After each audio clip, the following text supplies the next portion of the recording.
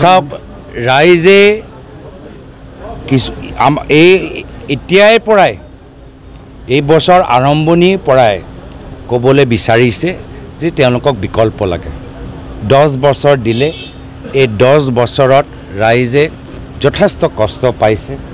ৰাইজে বিকল্প হিচাপে আমাৰ ফালে চাই আছে আৰু ৰাইজে মাত্ৰ বাট চাই আছে আৰু আমি কেনেদৰে ৰাইজৰ ওচৰত যাব পাৰোঁ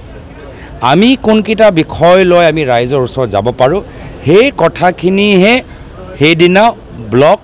মণ্ডল আৰু পঞ্চায়ত প্ৰতিদ্বন্দ্বিতা কৰা মানুহসকলৰ লগত ৰাহুল ডাঙৰীয়া আৰু খাৰ্গে ডাঙৰীয়াই মত বিনিময় কৰিব আৰু গুৱাহাটী এটা নিৰ্দিষ্ট স্থানত আমাৰ জ্যেষ্ঠ নেতৃত্ব জিলা সভাপতি আমাৰ পলিটিকেল এফেয়াৰ্ছ কমিটি আৰু বিধায়কসকলৰ লগত বেলেগকৈ তেওঁ গুৱাহাটী আমাৰ বিমানবন্দৰৰ ওচৰত এয়াৰপৰ্টৰ ওচৰত লগ পাই কথাখিনি পাতিব সেইদিনা সংগঠন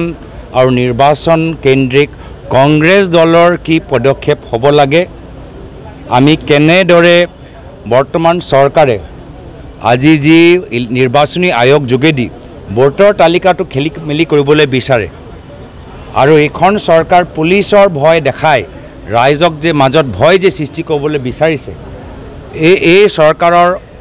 অন্যায়ৰ অত্যাচাৰৰ আৰু অসমৰ জনসাধাৰণৰ মাজত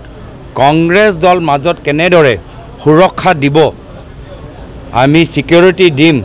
আমি অসমৰ জনসাধাৰণৰ সুৰক্ষা কৱচৰ ভূমিকা আমি গ্ৰহণ কৰিম সেই সম্পৰ্কতে আমি কথাখিনি পাতিম